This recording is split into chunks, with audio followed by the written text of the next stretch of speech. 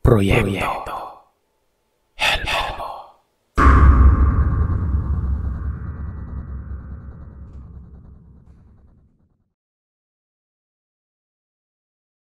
Mapagpalang araw sa inyo, Sir Seth.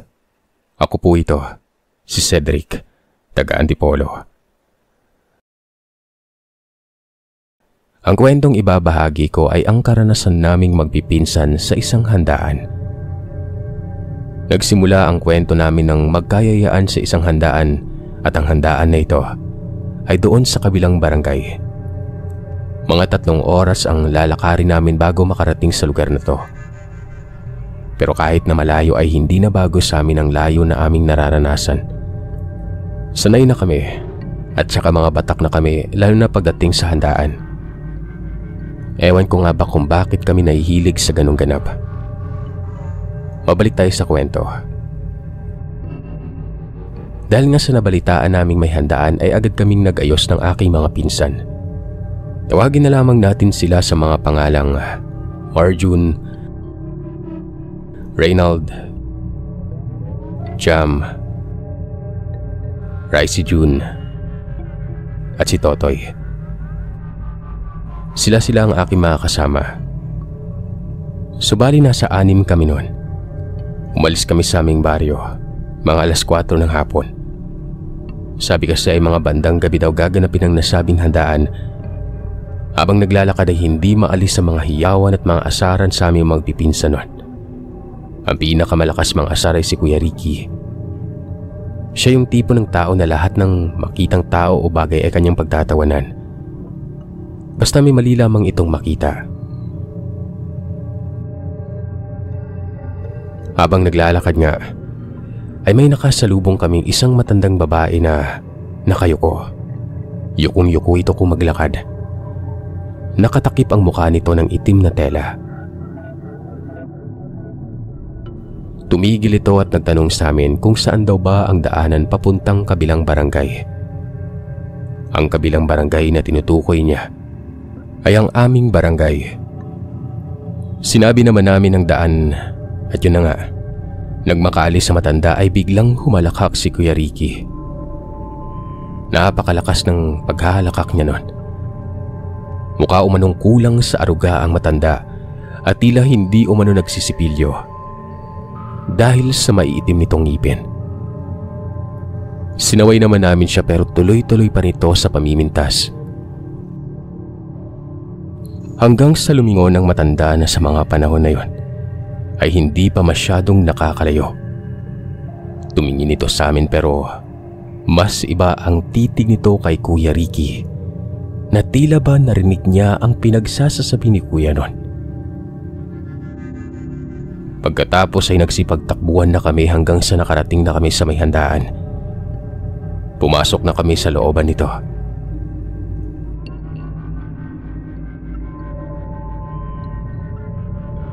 Konting background lamang po sa may handaan.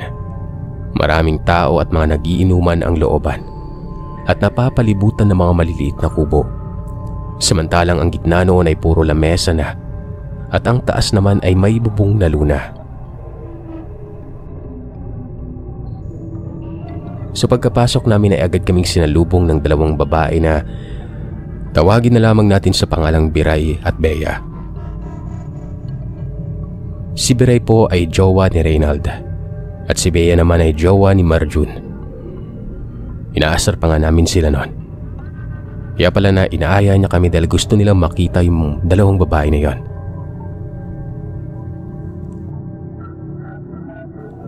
Pagkatapos namin kumain, nagpaalam na kaming aalis na dahil sa may pasok pa kami kinabukasan. Nakaalis na kami. Habang naglalakad pabalik ay dito na nangyari ang hindi namin inaasahan noon. Napansin namin na parang lumalakas ang hangin. Nanggagaling ito sa taas. At nang tingnan namin ng taas ay may nakita kaming isang napakalaking ibon. Binato namin ito sa pag-aakalang simpleng ibon lamang yon. Pero bigla kaming nagulat nang bigla nitong inangat si Kuya Ricky. Agad naman naming pinigilan ito pero sa hindi malamang dahilan ay napakalakas nito. Sa dami namin ay hindi talaga namin mapabagsak ang malaking ibon na yon. Hanggang sa tuluyan na nga naming nabitawan si Kuya Ricky na sa mga panahong yon ay umiiyak at sumisigaw ng tulong. Naiangat ito. Isa-isa kaming nagsitalon para lamang maabot si Kuya Ricky at sa awa ng Panginoon ay naabot ito ni Totoy. Lumuhod ako at pinatong ko sa aking mga balikat itong si Totoy. Nang mahawakan na namin si Kuya Ricky ay binigyan na namin ng buong lakas namin para lang makababa siya pero ayaw talagang magpapigil nitong ibon na ito. Nakapulot ako ng isang malaking kahoy. Inihampas ko sa ibon na yon. Pinagmumura ko siya at sabi ko kung sino man siya ay lubayan niya yung mga kasama ko. Nabitiwan niya si Kuya Ricky. Sa kakahampas ko, tila ba parang nasasaktan ng nilalang.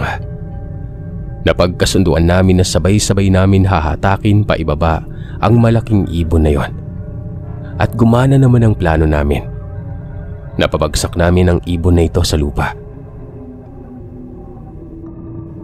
Habang nasa lupa ito at ipit-ipit na namin, dito ko napagtanto na hindi lamang ito basta isang ordinaryong ibon.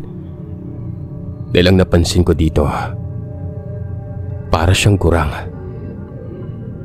Yung buhok niya, napakahaba, kulukulubot ang mukha.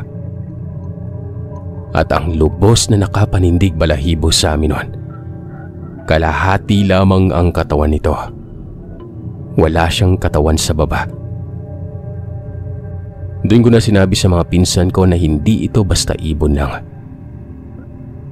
Ikinagulat namin yon.